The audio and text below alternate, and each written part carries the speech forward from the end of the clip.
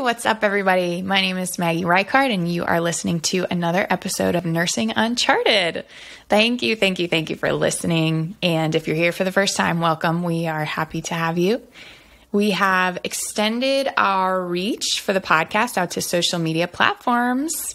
Nursing Uncharted is on Instagram and YouTube, and the episodes live on Spotify and Apple Podcasts. So wherever you're listening, please give us a review on how you like the podcast and follow us on Instagram at Nursing Uncharted or subscribe to our YouTube channel. But today we are going to be delving into a specialty in nursing that I often overlook when thinking about inpatient nursing, and that is psychiatric nursing. And here to talk about this avenue of nursing with me is Sarah Richards. She is a newly certified psychiatric mental health nurse practitioner. Sarah has 7 years of psychiatric nursing experience, including 4 years working in an acute inpatient psychiatric hospital setting and 3 years of community case management. Sarah will be starting the next step of her career at an outpatient community clinic in Boston, where she currently resides with her husband and their 3-legged golden retriever, Sydney. Sarah, welcome to the show. Hi, Maggie. It's so good to see you. Sarah and I went to nursing school together, so it's been like a solid, 7 years. Yes, likewise. Yeah. Psych nursing is like, for me, it's like L&D or peds, right? I did 3 months of it 10 years ago. So I'm super excited to get into like what nursing looks like through your lens. Yeah, definitely. I've been listening to a few of your previous episodes, so it's been nice to hear kind of some of the experiences of some of the people we went to school with and some of the different things they've been saying. So it's been really cool. Awesome. I'm glad you're listening. Well, I remember back in nursing school, psych was a decision that you had made early on in your nursing career. So what made you, was there something that specific that made you want to be a psych nurse, or how did that evolve? Yeah. I remember thinking that like class was always very interesting, and I enjoyed our clinical because we were at a state hospital for clinical. So I really enjoyed that. And I remembered one of our professors talking about how there was a patient who was really, really just basically catatonic. He wasn't talking to anyone. No one knew what to do for him. And she said that she looked into his eyes and she said, I think he's depressed. And she said she started him on an antidepressant. And, 3 weeks later, he was up talking in the day room saying like, thank you. You saved my life. And that story really stuck out to me. And then I actually, for our capstone, turned my paperwork request in late. And they were like, well, we've got psych. And I was like, okay, psych it is. But I got to work on an inpatient unit that I ended up staying on for 2 years. And it was just like from the first day, I remember coming home and talking to my roommates about it. And they were like, are you going to do this? I was like, I think so. I think this is what I'm going to do. That's so cool. Oh, I didn't know. It's so funny how life works out like that. Yeah. Right. That's actually, I almost didn't get into nursing school because I sent the paperwork in late. Oh, wow. I didn't submit. I think I submitted my whole application to my person that was writing a reference, and then he thought that was his final copy, so he didn't submit that. He only put in his reference, and then everybody in our group was getting like their acceptance letters, and I didn't get one. I was like, all right, well, I guess it's just like next semester. And then people were like saying that they got like declining letters or something, or like I didn't get a single email. I didn't get anything. I was like, oh no, like what happened? So we had 61 people in our nursing class because of me, because I sent mine in like at That's like, why we like had weeks 61. weeks later. I feel like everyone was wondering if they were the 61st person. It's me. I just remember being so upset because I was like, this is a $9,000 mistake. Yeah. Because I'm going to have to do like, random classes for that semester. I don't know. But yeah, just like I feel your pain on that when you send things in late. Well, so just so people can get a sense of like the types of patients that we're talking about, go ahead and run through some of the patient populations that you work with, both, back when you were in the inpatient setting versus also, now going into your role as outpatient NP. Sure. Yeah. So in the inpatient setting, so in order to be admitted to an inpatient unit, the person basically needs to be a danger to themselves or someone else. So either, suicidal ideation, homicidal ideation, or, inability to care for yourself due to acute psychosis or substance intoxication. And then we will also admit people for like substance detox. So that's kind of the common diagnoses that you see in the hospital. And then my time in the community was more people with serious mental illness and focusing on their kind of health and wellness and helping them navigate the healthcare community. So Gotcha. A lot of people with mental illness, their lifespan is about 20 years shorter than the average population. Wow. So I worked with a lot of people that had, chronic schizophrenia, chronic personality disorders, things like that. It was like, okay, we got to go to the dentist. We haven't been in 5 years. We have to do it, and kind of just work together to figure out like, how can we get transportation? How can we make the appointment? How can we remember the appointment? All of that stuff. And then as a prescriber role, I'm going to be kind of right in the middle. So I'm working at a community clinic that focuses on LGBTQIA plus needs. And so I'll be in their behavioral health department there, prescribing, seeing people on an outpatient basis. That's so cool. Do you feel like, your case management experience has to be so valuable for that population? Now being a nurse practitioner, like you understand all of the things that, all of the barriers and things that prevent people from getting their care. And I feel like that was probably such a good move, like going into your NP role. Yeah, definitely. And it was really cool to see it from both sides, because when I was on the inpatient side, these case managers would say this person can't be sustained in the community. And I would say, I understand, but they don't have an acute mental need right now. So putting them in they can't live in the hospital. Yeah. And so on the community side, I was like, please, this person has been through 7 inpatient units. Like, I know that they can't live in the hospital, but can you please just keep them for a little while longer? So I was really interested to see, to talk to me 4 years ago and be like, I understand. I felt the same way, but it's different. That's so good to have that understanding. I feel like whoever is on the other side now that you're talking to, they probably appreciate. You're like, look, I know where you're coming from. I understand this, but... Yeah, so it was definitely really cool to see both sides. Yeah. I know in the inpatient setting, kind of like L&D and peds, I think a lot of nurses from other specialties, and even in the float pool, they don't float to psych units.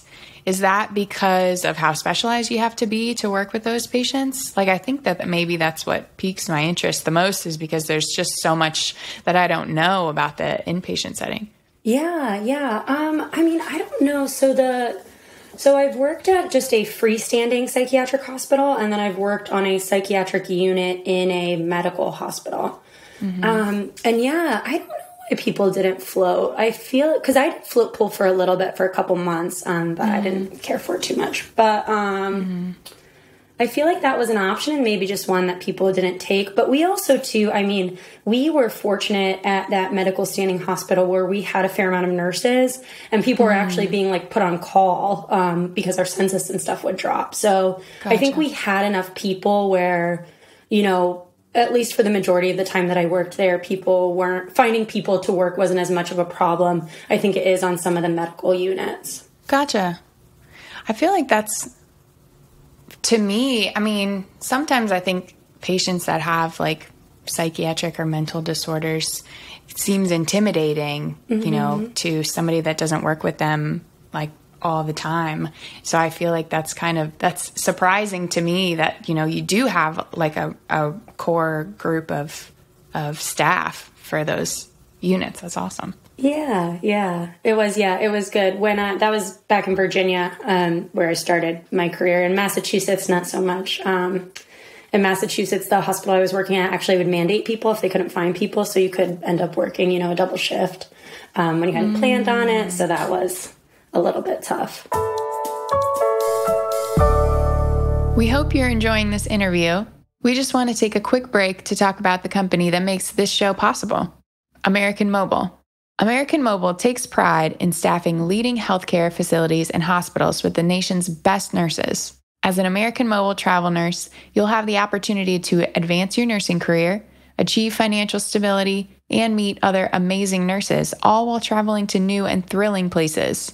Interested in learning more about the amazing benefits American Mobile has to offer? Visit AmericanMobile.com to connect with a recruiter and get started. Again, visit AmericanMobile.com to kickstart your travel nursing career. Now, back to the episode. Going back to kind of, not being around patients with chronic mental health conditions a ton, I think something that could maybe really be helpful for nurses and other disciplines to learn about our conversation today, like in talking about how specialized psych nursing can be, we don't really know how to talk to patients with chronic mental health issues sometimes, yet we do end up taking care of them until they're medically ready to go to the psych unit. But, can you shed some light on maybe what to say to some of those patients that might be spiraling into like a behavioral escalation, or like what are good things to say, to how to address those patients? Yeah, sure, definitely. And yeah, psych doesn't just live in the inpatient psychiatric unit. And we are fortunate in that way that I think because all of our rooms have to be so psych safe, we're really not equipped to work with some of the more medically complex people. So that adds a whole nother level of kind of complication. You're trying to get this person's, whatever's going on with them medically under control, in addition to working on kind of their acute psychiatric issue. So I have a lot of sympathy for people that are experiencing that. I thought a little bit about this. I think for me, kind of two of the hardest diagnoses to work with are people who are really, really depressed and people who are acutely psychotic. So I think for people that are really, really depressed, it's kind of, I think because they are so low, so much of your energy is kind of coming out of you already just by kind of physically being in the same space. And then on top of that, I think you're kind of trying to think like, what can I say to this person? Like, what can I say to like help bring them out of their depression and help them not feel so bad? Yeah. And I think that kind of some of the most success I've had is not focusing so much on saying the right thing.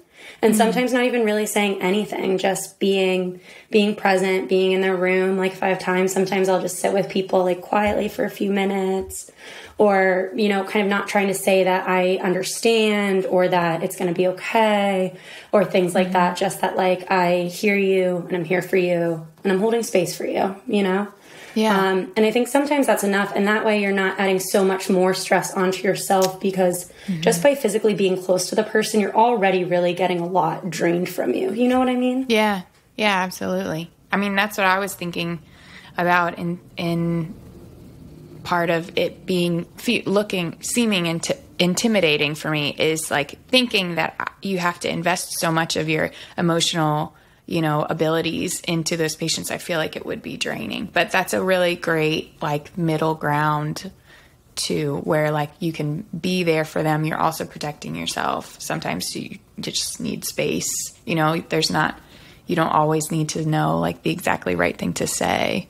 Yeah, definitely. And I think too, there's this, this idea that if someone yells at you or if you say the wrong thing, like then, that person's psychotic. So you're not allowed to feel any kind of way about that. And I really encourage myself and a lot of people that I work with, like, yes, the person is still psychotic, but it sucks when someone yells at you. Like, it hurts my feelings when people yell at me, like, and that's okay. You know what I mean? You don't have to be inhuman.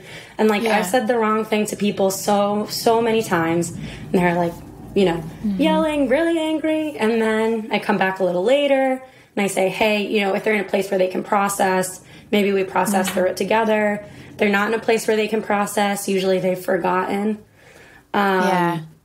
One scenario, I had a patient who we were kind of doing our outdoor time, And this patient was pretty psychotic. He had a pretty significant violence history, so we were being very careful. And he was, in a state of acute psychosis, and he was standing up on this picnic table, and he was, telling everyone that they needed to bow down to him, and he wasn't letting anyone go back inside. So we called a code. We walked him to seclusion. I was charged at that time, so I was really the person that a lot of the anger and, was directed at. He agreed to take some medicine by mouth, which helped. He stayed in seclusion for a little bit. And then he came out and he said, I'm really angry at you. I'm really angry. And I want to make a complaint. And I said, okay, you can make a complaint. So I gave him a complaint form. He goes, I don't speak English. I can't write in English. You need to write it for me. And I said, do you want someone else to do it? And he's like, no, I want you. And so I sat there with him and wrote out the complaint about myself to submit. But it actually ended up being really cathartic for both of us. Yeah. And I felt like he really appreciated me doing that. And I was like, we can't keep people captive outside. And he was like, okay. So it ended up being like a good debrief for both of us, I feel like. That's amazing. Oh my gosh.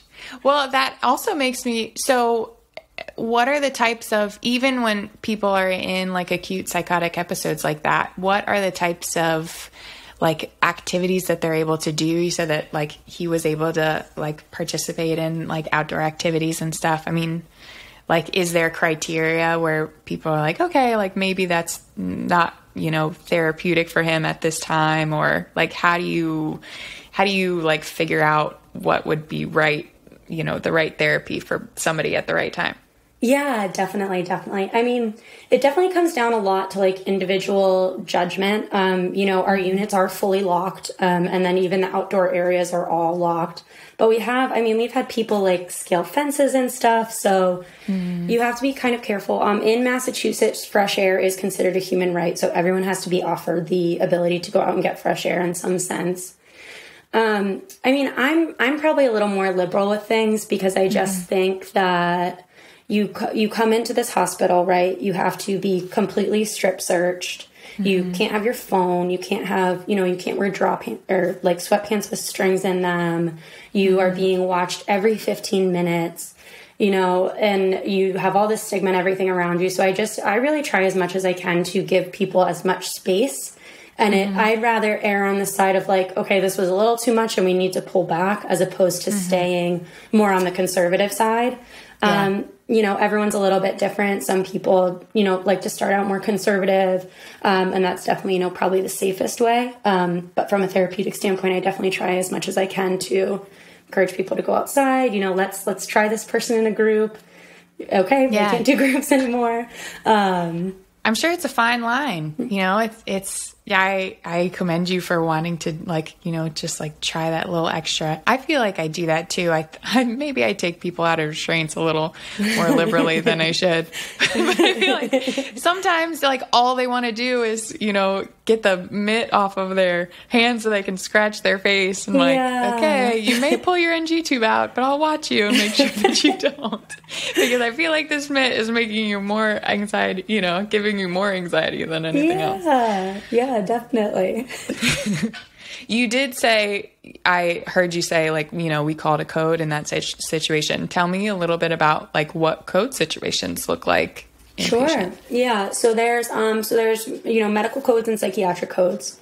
So a medical code would be like a code blue. And if we are in a hospital where, there are other people, then like the usual medical response team would respond. And then if it's a psychiatric code, there are usually a couple different levels. So there's like a show of force. So that's basically if there's kind of some, you're with someone and you're worried that they're escalating, but you feel like bringing people in will kind of help them de-escalate a little bit. Then you can call a show of force. Or there's a code of someone's being, physically violent or like destroying property. And that would be, then people would respond, and those codes usually end in some kind of seclusion or restraint. Gotcha. Okay. Yeah. And then sometimes too, you can call a code and you can say, okay, I'm going to try. And so those are kind of the best code scenarios where you have enough time. You've seen the person escalating. that this, is not heading in a great direction. And then you can call the code team. You can say, okay, this is what I'm going to say. This is what I'm going to try to do. If this happens, then we're going to do this. If this happens, then we're going to do this. And then sometimes a third thing happens that no one was prepared for. But, those are definitely the best scenarios where you can kind of, give everyone A, B, and C. Sometimes it's just, And then in the code situation, like who comes to the code? So you're supposed to have a code leader, which is normally the nurse, or if there is a patient care tech who is, has really good rapport with the patient, then maybe that person will be the code lead. So whoever's leading the code should usually be the person that either has the most experience or has the best relationship with the patient. I see. Okay. And then if it's a hospital with security will come. My hospital did not have security, so, everyone from each different unit would be assigned to the code team. And then if there was a medical code, just a nurse from each unit would respond. And we would determine, if that person needed to be sent to the emergency department or, what needed to happen.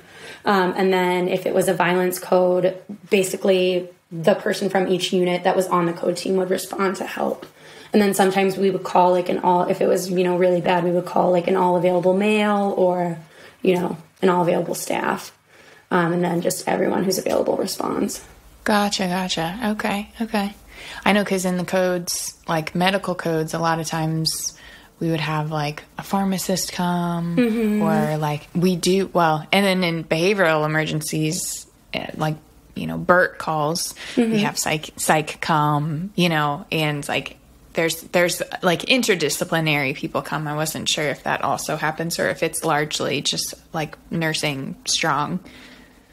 Yeah. It definitely is a lot of, so at the psychiatric hospital, what the staff is primarily nurses and, patient care techs or MHTs, I think we called them, mental health technicians. And then we have some art therapists and different types of therapists that would come and like lead groups. And then we had, our physicians, and we had a pharmacist. But yeah, I guess it was pretty nursing heavy. Yeah. That's nursing strong. I remember in clinical, really appreciating the art therapists or the therapists in like group therapy. I remember just thinking that she was so knowledgeable in the patient population. I felt like everything she said was calming and therapeutic. It was such a, do you have stories from those types of disciplines or I don't know, how important, I guess, have in your experience has those therapists been in the setting? Yeah, definitely. I mean, I think so kind of historically some of the most challenging patients to work with in the inpatient setting can be patients with personality disorders. Because, a lot of the time it's very difficult to negotiate in their head between good and bad attention. And so there's a very low ability to tolerate, negative emotions. So, these are patients that are much more likely to self-harm that, for whatever reason. I once had a patient who was, standing on one of the tables in the kitchen. She was like, I'm killing myself. This is it. She's this high off the ground, but it was, something in the hospital too, that's unique in the psychiatric, kind of wings, or you have to worry about your milieu, right? Because you have people with very serious trauma and you might have someone who's really psychotic right next to them yelling, about rape or something really, really difficult to hear about. And triggering. The person who's psychotic, they don't know what they're saying, but the person right next to them is like, what is wrong with this guy? How are you letting him do this? And so it's really difficult. So patients with personality disorders too can do things like say they're going to dive off the table and then it gets everyone on the unit upset and why aren't you helping this person? So the art therapists and kind of all the specialty therapists are very, very, helpful in those scenarios because with patients with personality disorder in the inpatient setting, I've found the more you can do proactively, the better your day is going to go. So, anytime I was on, is there an occupational therapist available to come and just sit with this person and work on worksheets? Or because in the inpatient setting, you're running around putting out fires all the time, right? So the patient who's sitting there nicely coloring is not getting any attention. The patient who's threatening to dive off the table, that's the person who's getting all of the attention. Yeah. So just doing, I felt like they were very, very helpful in that. And two, a lot of the patients that might not be getting as much attention because they're there for, depression or anxiety or something that is not really as, I don't want to say as acute, but really as kind of demanding as some of the other diagnoses. That was great opportunities for them as well to kind of express themselves in like a safe setting. So yeah, I'm definitely very appreciative of those specialties. Yeah. I wanted to go back to codes. We had talked about a medical emergency that I've never seen, but that you've probably seen before, which is NMS. Yeah, right? yeah. Neuroleptic is it malignant. Yes, right. Neuroleptic malignant syndrome, yes. So NMS is pretty rare. And it basically happens when someone has too much of an antipsychotic. So they've got too much, dopamine blockade going on, basically. So it's more risky in the older antipsychotics, and if it's being administered intramuscularly, that can be more dangerous. And then two, it's highly neuroleptics are highly fat-loving. They're lipophilic. So we had a patient who was very, very psychotic, and they were a fall risk, and they were just jumping all over the place, screaming. I mean, it was just, we just were having to medicate this poor person over and over and over again because they were picking stuff up, and it was just a lot. So, this person, we were just in her room all the time. And then it was coming towards the end of my shift. I was working 3 to 11. It was probably around 9. And I was like, oh, wow, I haven't heard from this person in a while. Like, I'm going to go give them their meds. Like, I should check on them. And the staff was like, no. Like, if they're sleeping, just let them sleep. It's like, I don't know about that. Yeah. So I went in, and this person was just sitting on the couch very quietly. I was like, okay. And then I went up and I touched their arm, and their arm was very hot. And they weren't, normally anything I would try and do with this person, they would do the opposite thing, And so they were letting me take their blood pressure, which was through the roof. And the second they kind of started cooperating with me, I was like, okay, this person doesn't feel good. Yeah. And so we ended up, getting blood draws. Something really common with NMS is very high CPK. So that was through the roof. And the person ended up getting transferred to the ICU and actually ended up being helicoptered to a trauma hospital that night. Wow. And so, yeah, fortunately they survived. They got a ton of fluids and all of that. All the medicine was able to get out of their system. But something I learned, and something you have to be careful of, is, the meds are ordered every 4 hours as needed. And this person really needed these medications, but because they were so overweight, the distribution of the medication in their body really changed. So that was, one of the times I was like, oh, okay, fine. I see you. I got you. Yeah, lipophilic. That makes so much sense. Yeah, so that was very, very interesting. And I'm glad they ended up being okay. But that was a good lesson to learn too, every single time in my career, if I felt bad about something and I followed up, I was very, very glad that I followed up. Yeah. Oh, yeah. It really helps to have that full circle moment because you can prevent it. I mean, do you see yourself doing anything like differently or as the team? I mean, because you're saying she was acutely psychotic, was there anything you felt like you could have done differently, or was that pretty much like an inevitable thing that you were watching out for? I mean, I think maybe we could have gotten, a physician's opinion. Sometimes everyone's so busy. Like, part of me feels like if we had called the doctor, they would have said, what do you have PRNs? Just give her the PRNs. What are you talking about? But I don't know. I think just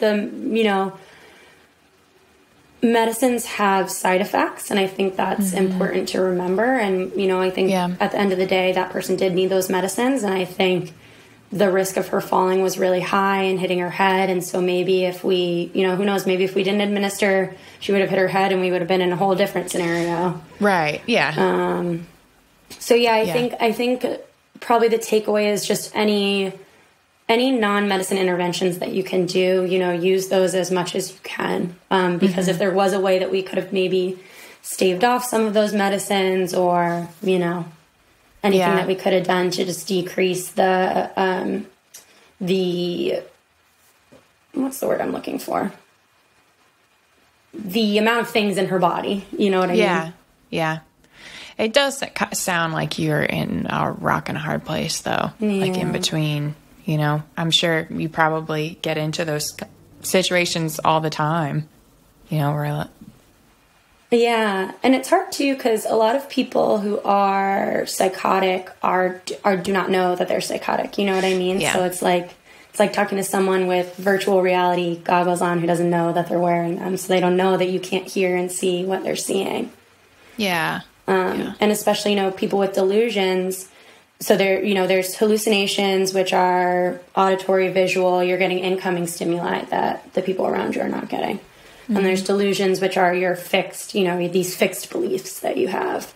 Mm-hmm. And people with delusions can be really hard to work with because those beliefs are very fixed. It's like me saying, to you, the sky's purple. And you're like, Sarah, I'm looking at the sky, it's blue. I'm like, Maggie, no, the sky is purple. Yeah. And you're like, what are you talking about? I'm looking at it. Like, what do you mean? Yeah. So I remember, I think probably back, I don't remember when I learned this, but like the one thing I remember when talking to people with hallucinations or delusions is I remember being taught, like, don't automatically say like that's, or don't invalidate what they're seeing. Mm-hmm. Yeah. Like, is that still like ring true? Like, what do you really like say to those people when they're saying, there are bugs all over my walls, and, like, do you like let them have that space? Do you say like, I understand that you are anxious because this is what you're seeing, but like, how do you navigate that? Yeah, definitely. So you're exactly right. You don't want to invalidate because you're just going to go nowhere. And you don't necessarily want to be like, yeah, I see the bugs too. So, I mean, something that my professor talked about in graduate school, and something that I've witnessed too, is just really focusing on the emotion behind the delusion. So we had a patient who was pretty psychotic, had been violent in the emergency department. And I'm, standing kind of in the middle of the unit, and I see one of the care techs walking backwards, and he's saying, call a code, call a code, call a code. Like, what is this guy talking about? And then I see this patient walking, and we had these metal phones on the wall, which were probably, unsafe to begin with. But this patient had ripped the metal phone off the wall, and she kind of had the phone and was like, very, very angry. And so this patient was saying, my children have been kidnapped by Justin Timberlake. He has my kids. I know he has my kids. Like, you need to let me out to go get them. And of course, we're on a locked unit. This person has this phone. We're all kind of frozen. And the nurse that I worked with said, it sounds like you're really worried about your children. Like, I imagine you're really scared, and it must suck that you can't go get them. She's like, yeah. And the nurse said, it seems like you're such a good mom. Like, I'm so sorry that you can't be with your kids right now. And so by just identifying that emotion of, I'm worried about my kids and I can't get to them, and not, going into Justin Timberlake can't have your kids and all this stuff. Yeah. We really got right to the meat of it, and we were able to say, do you want to, call your mom and ask about the kids or something like that? And so we were able to kind of focus away from this narrative and into the emotion. So I feel like anytime you can do that, that's really helpful. That's so powerful like, I think that's a great takeaway to have for those patients. Just really focus on the emotion behind. Don't lead into the hallucination. I've seen that firsthand happen in patients where people are like talking about bugs on the wall, or they have to get to work, or, somebody like an 80-year-old patient that's having, sundowning, and, they're like, oh, I gotta find my keys. I gotta get to work. Like, it's easy for people to just be like, it's Saturday. You don't have to go to work. But I think somebody had told me once, like, it's not good to, lead into those delusions because you just validate it and prolong it, instead of really getting to that, maybe a better way to go about that conversation would be like, I don't know, you're too sick. Yeah. I don't know. Yeah. Or I don't know. I'm not good at this. Doing great. Or like, I feel really sorry that you can't, go to work right now. I don't know. Yeah. Or is there something you're worried about missing or, Yeah. I was talking to somebody too about how family members tend to do that too, where all they want to do is, alleviate the stress of their loved one in the bed. And so they'll say, they'll just like go along with it, but then the family members leave and then you're left with like this very delusional, validated this narrative that's patient. been enforced all day. Yeah. I'm like, oh no. So just focusing on the root of it, that would be a really great exercise to do, I think, in the inpatient setting, like having kind of like case study or like, examples, like what would you say to this patient? Yeah, definitely. We did too, something that was really helpful in, my graduate school is we would do, simulations, but they were paid actors. And so you would have, 4 or 5 scenarios that you would prep for beforehand, and then the actor would work out one of those scenarios. So that's so funny that you said that. We were talking, I don't know if you listened to the episode that we did with Shannon Benish. Yes, I did. Yes, that was her exact idea. That was her exact idea.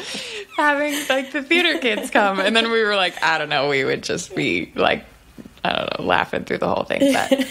But I thought that was like that's so funny that that's actually implemented, because it makes so much sense. Like, get into, like, really have somebody really feel those emotions and make you practice that communication. Yeah, definitely. Because when you're doing it, like, first of all, I would dread stuff like that because I don't want to go up and act in front of people. And then two, it's like, it's your friend that you're doing it with, and you're just like, the first thing they say, you're like, thank you, I feel 100% better. Please give my friend an A. Right. Yeah, can we be done now, please? Yeah. Yeah. I want to know some of the most memorable stories from we've talked a lot about inpatient. What about like outpatient setting or case management? Are there things that stick out in your mind from the last 3 years? I've definitely I really enjoyed, a lot of the people that I worked with over the last several years. I really got to make pretty close relationships with them, and I had a pretty consistent caseload for 2 years, which I really appreciated. I've had same patients. You mean? Yeah. I mean, I've had people contact me and say that they're suicidal, and I'm apart from them, and it's not really like being in the hospital. So I'm calling in Massachusetts and in the Boston area, we have the best team. So, the emergency services team, and you can contact them. But sometimes too, people really don't want to go to the hospital. So if people are having a really hard time, they're, I'm going to be okay, but I don't know if I'm going to be okay. So I try and remind people too that the emergency services team is just there to help you find the best way forward. I think people have a lot of memories of feeling like they've been, kind of carted off to the hospital. So that's been hard. I've helped a couple people work through like long-term benzo withdrawal, which has been very, very difficult. Benzos are, like with opiates, a lot of stuff is a bit of a problem these days, but coming off of these medicines, and this person wasn't on a high dose at all. And they were, they would just call me, and they were so anxious. I'd say, I'm going to call you next week. And they were like, yeah, if I'm alive. And they weren't, being dramatic or facetious. Their anxiety was so bad that they thought that they were going to die. And it was it's just awful. I have some happy stories too. I feel like I picked a couple sad ones. I think you've been got some happy ones in there. I've just been really enjoying hearing all of the stories. Like I said before, it's something that, you don't always see behind the locked unit, so Yeah. I know other nurses are going to love these stories too, happy or sad. I think they're invaluable. Oh, good. Thank you. Okay, good. I'm glad. I do want to talk about how 2020 and COVID affected people with mental health disorders, because we know that, although it was necessary, quarantine and staying at home and social distancing had a profound effect on mental health of the greater community, let alone, community with chronic mental health conditions. So what do you, what were some of the biggest challenges that you saw for the inpatient psych population or, the community last year? Because I know you were in the community last year. Yeah, sure. I mean, I know for some of my friends who were working inpatient, it was a lot more difficult to get people admitted. So I think they actually felt kind of like less overwhelmed and felt a little bit like they had kind of like an enclosed space that they were working in. From the community standpoint, there were some pros in the sense that people that I was working with who didn't, there were so many resources for people who weren't making any money, So they were able to, things that we had been trying to get them for a while, we were like, jumping on, getting applications in, and people were finally able to, get some money and get some services. There were lots of food banks, so that was good. For me, I've been working, at that point, everyone I've been working with for about 2 years, so I had a really good relationship with them. I was working from home. They were all, more or less pretty safe in where they were staying. So I feel like personally, I wasn't super affected. I know that for some of my colleagues who worked in group homes, that was really difficult. Because people that live in group homes tend to be more severe on the spectrum. A lot of them have pretty chronic schizophrenia. And it was really, really difficult for them to keep the residents inside the house. And there are a lot of restrictions in Massachusetts about, what you can do. So they couldn't even stand in front of a door and say you have to stay inside. That would be, considered a restraint. So these, and the staff had to keep going to work, even though sometimes these people were going out in the community, and it just was really difficult to process. I understand that you want to go smoke cigarettes with your friends, but there's this really serious virus that's going, there just wasn't that level of understanding. So I think that was really, really difficult. I'm sure conspiracy theories too are probably hit people with chronic schizophrenia really, really hard. Yeah. And just this doesn't, it's really hard to picture this kind of invisible thing that doesn't really apply to you right now. I think too, that was more, I think definitely as time went on, I think it kind of sunk in, and I think as everything was closed, there wasn't really that much to do anyway. Yeah. I think that helped. And we did have a couple people get sick in the houses. So I think that kind of made it really evident too. Yeah, that makes sense. I didn't even realize how, I know that there was a huge focus on, protecting people's mental health last year. I didn't even think about how positively, funding and everything and those stimulus checks for everybody would have benefited. That's awesome. I think I was just thinking that there was a negative impact, but I'm happy to know that gave people extra services and stuff. Yeah, there were some positives for sure, and I think the biggest thing now is that there's a huge mental health crisis going on with everyone that's been, so traumatized working throughout the pandemic. Everywhere that I applied to be a nurse practitioner said that they have wait lists over 6 months long.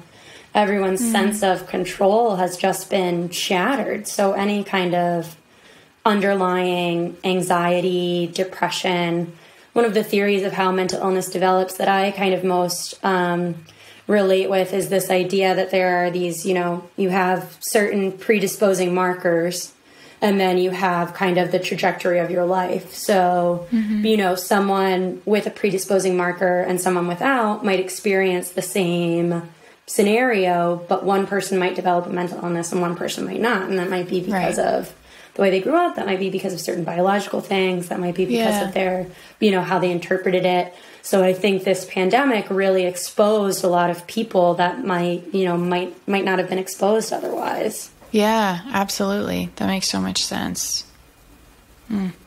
Yeah. So we need lots and lots of mental health providers. If anyone's interested, please.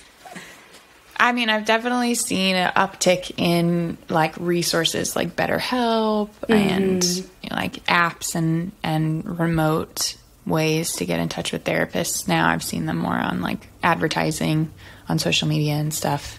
Yeah, the apps are definitely great. Also, too, any kind of trauma, or anyone who feels, you know, traumatized through either what they saw working or through what they experienced. The VA has a ton of great apps and resources, all free, and they have done, you know, so much research and work in the trauma field. So those have been, you know, really helpful for people too, I think. Yeah. That makes a lot of sense.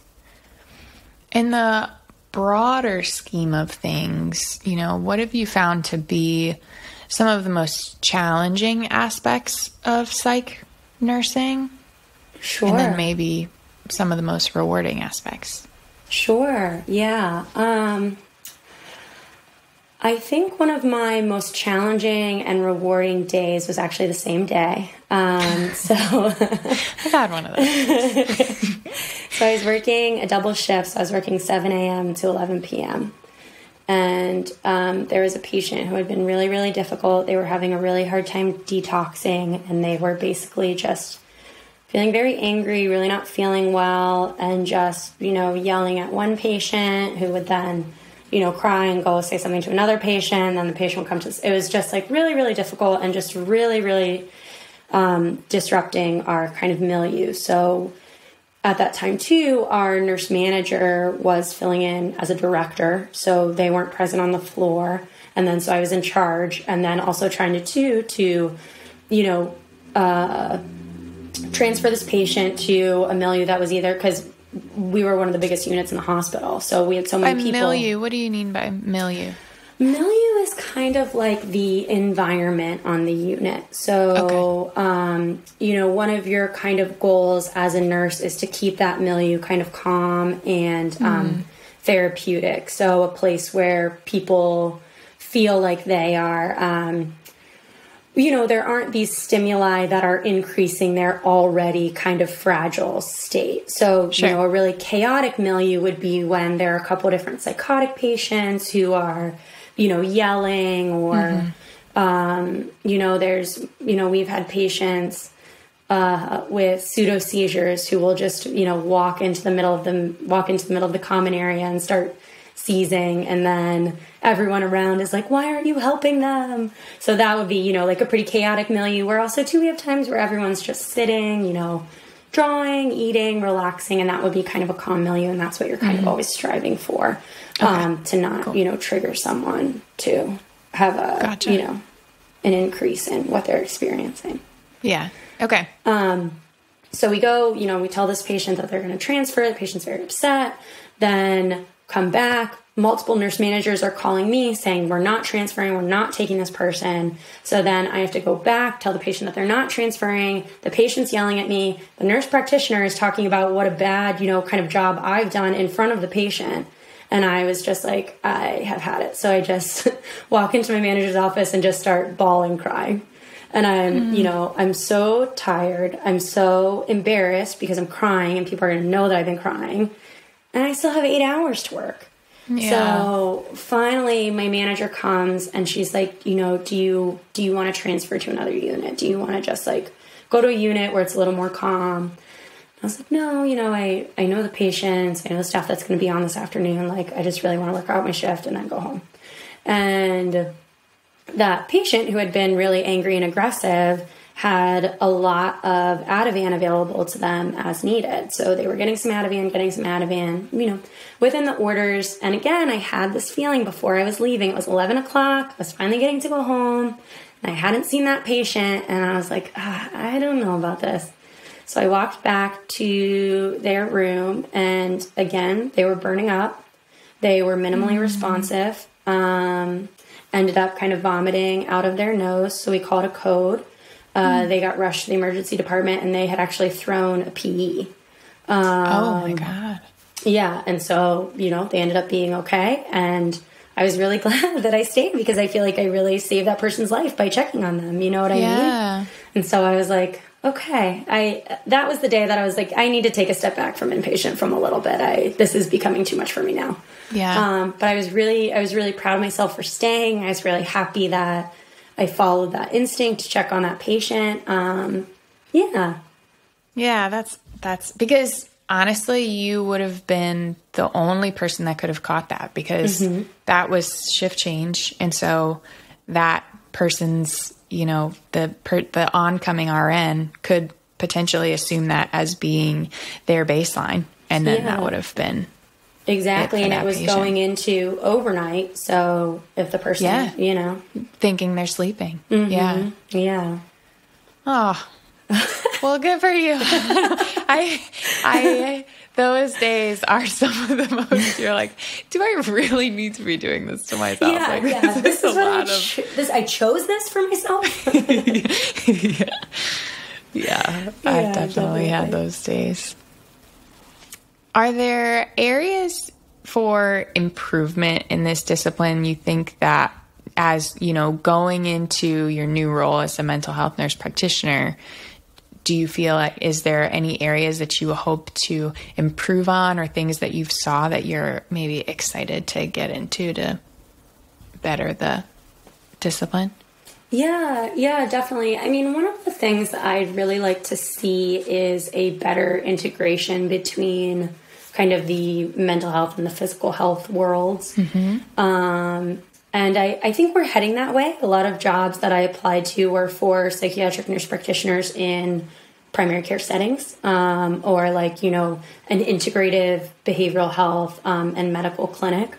I think especially too, we're seeing so much the negative effects of these second generation antipsychotics that people are taking.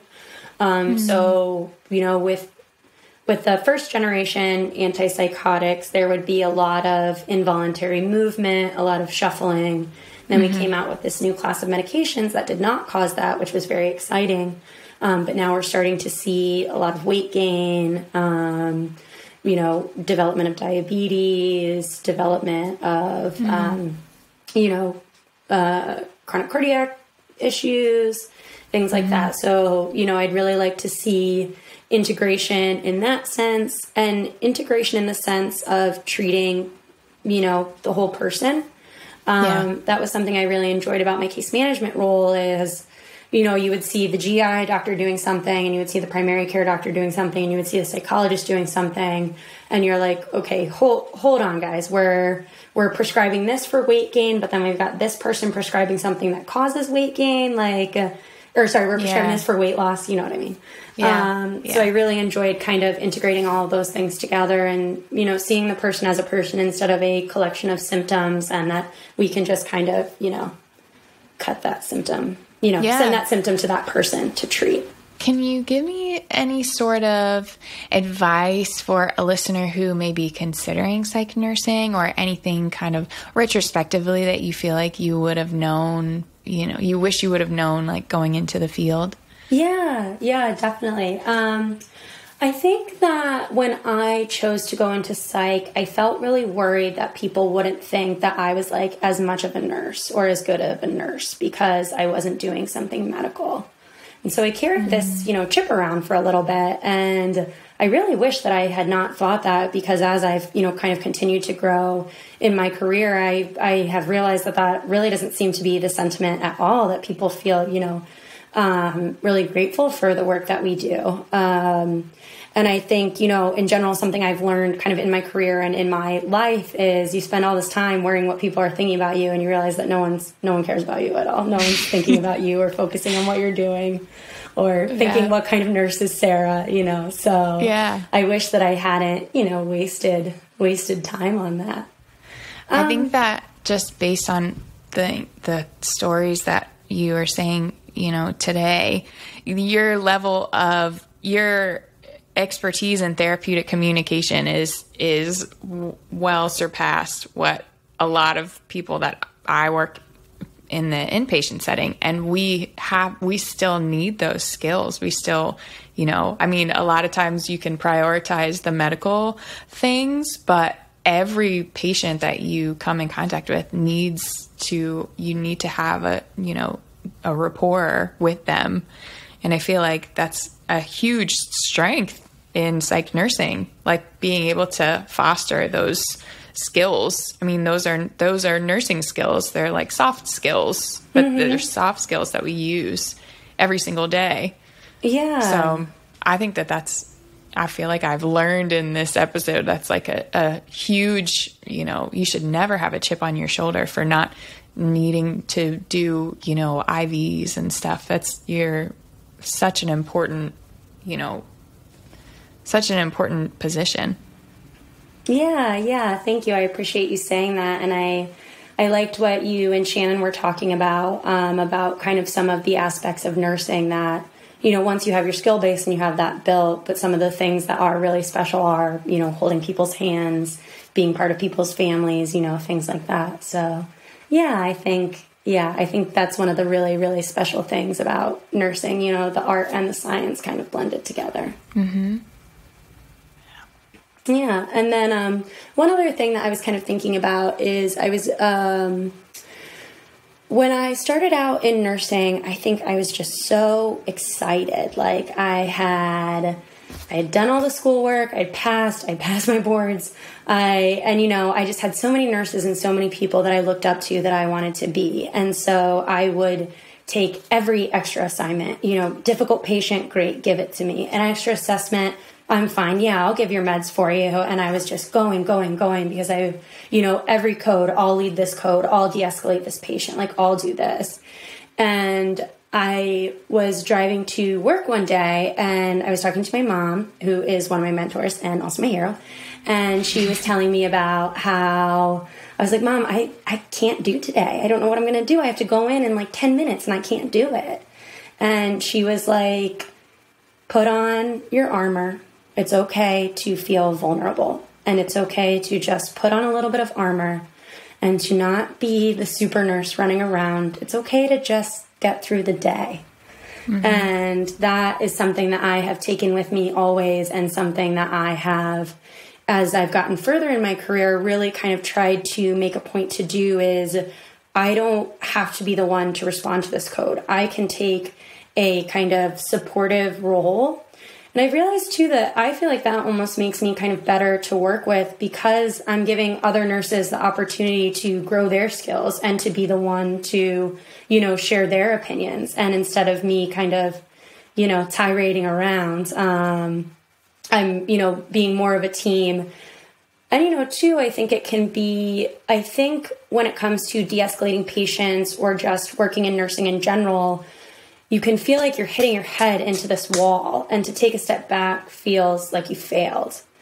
And that's not necessarily the case. If you're trying to de-escalate this person, trying to de-escalate them, and it's not working, you might just be agitating them. You know what I mean? And that's nothing about you. You might not be the person. Exactly. And that's not you personally or anything. It's just, it's not you failing. It's almost you kind of reaching a higher level, I feel like, of assessment and clinical judgment and saying, okay, I'm not helping this person, so I need to step away. Yeah, I totally agree. Like understanding, like, okay, I think I need to remove myself from the situation. I think leaving space for yourself to be a human, and also leaving space for other people to, increase their own skills by stepping away. I think that's definitely a heightened level of awareness, like self-awareness. Yeah. That I'm sure can only benefit you. Yeah. Well, I think that we are going to end it here. But awesome. This was such a great conversation. I feel like I learned so much. And I have so much respect for psych nurses. Not that I didn't before, but now that I know, like, you know, your lens and inside, have nothing but respect for you guys. So thank you so much for coming on today. Of course. Thank you for inviting me. I had so much fun. That brings us to the end of the show. Thanks for tuning in to Nursing Uncharted. To learn more about today's episode, make sure to explore the show notes at americanmobile.com/nursinguncharted. And don't forget to subscribe so you never miss a guest. If you're a nurse interested in traveling, visit americanmobile.com to explore the largest database of travel nursing jobs in the industry and the amazing benefits that American Mobile has to offer. Also, a special thanks to producer Jonathan Carey, assistant producers Katie Schraubman and Sam McKay, and Aidan Dykes for the music and editing. Until next time, take care of yourself.